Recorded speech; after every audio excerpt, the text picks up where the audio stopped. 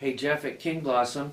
Well, we're back from NAMM and settled finally, and I wanted to give some thanks for some people that came by the booth and did some small shows and demos and stuff. Starting with Shalita Burke, Michael Drexler, and Marcus Bell, who came by, and Shalita and Michael did a show, and it was nice, and a lot of people there. And Jonathan Orioles, who is a jazz player predominantly, on tour now actually with a funk band down in South America somewhere, I think. But he came by for a couple of days, which was really great, and great player. And Jeff and Bethany Lawson of Plastic Angels came by, another New England friend. They came by, played in the booth, that was great. Did another show on one of the NAMM stages, and we went to see that, and it was terrific. And you know, they're real up-and-comers, I think. Singer-songwriter duo, Plastic Angels. We also had Colin Keller come by, formerly of New England, a band named Lux that had a lot of notoriety in the area, very avant-garde stuff. But he's moved to LA area to set down his roots, I guess, and establish his career and get all connected and that whole thing in the music scene out there. He came by several days, and that was wonderful as well. We had another New England band, I think they're Jazz Act of the Year, just awarded, Gretchen and the Pickpockets. And we missed Talamanu, who was this year nominated for a Grammy in the World Music category, hailing from Hawaii. He was not here. He was had other plans and work, and was at the Grammys a couple of weeks after the NAMM show, or whenever it was. So anyway, I want to give those thanks and props and everybody coming by. It was great and certainly appreciated. Moving on, I want to talk about the new Windsor AEH Heirloom guitar and matching amplifier that we debuted at NAMM, but I wanted to do a video and explain really what it's all about. The guitar itself is my proprietary hollow body design, and I've been on a quest, which for me is my holy grail, to design a hollow body electric guitar that actually sounds accurately acoustic. And this guitar and amp combo, I think, is the best thing I've ever heard, and a lot of others have said so as well. So it's a stereo guitar. It has a passive magnetic channel with a Bartolini humbucker and single coil in it. And that's what this little toggle is for, one or the other or both, normal toggle.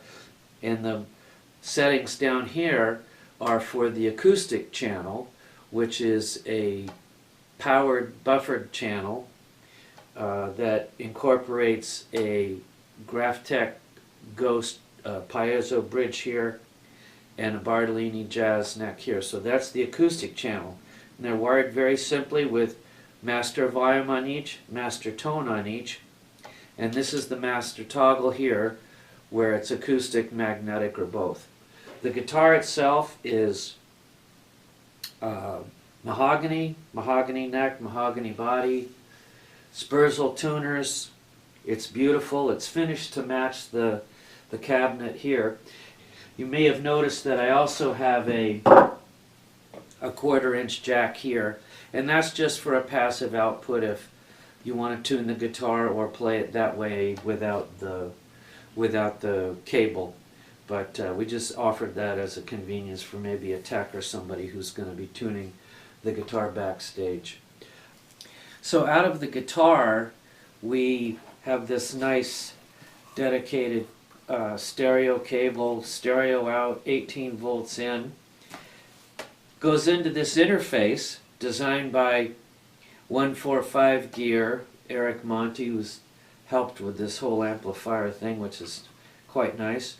And goes into this interface here made by Henrietta Engineering, and it has of course the input from the guitar, 18-volt power from your pedal board, balanced and unbalanced outputs.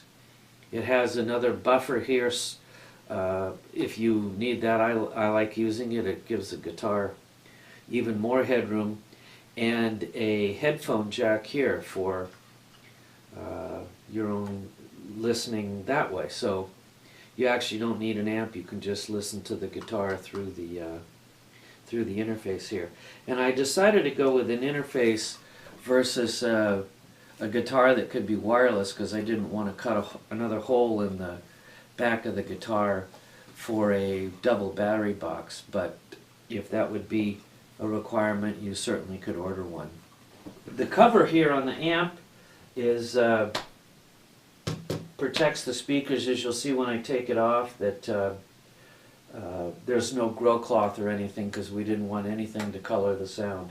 So give me a minute, I'll take the cover off and we can see what that looks like. So we're back. I've taken the cover off. As I said, we didn't put any grill cloth on it because we didn't want to color the sound any. So it's a stereo cabinet. It has an acoustic side and a magnetic side. A Art Studio amplifier here, 200 watts, 100 watts a channel.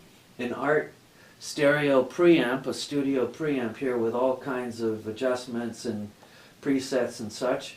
And then up here is a 145 gear and Henrietta Engineering effects for the two channels. It has chorus on the acoustic channel and a magnetic tank type reverb on the magnetic side. So this speaker side here is a closed back 10 and a horn, and this side here is an open back 12 for the magnetic channel.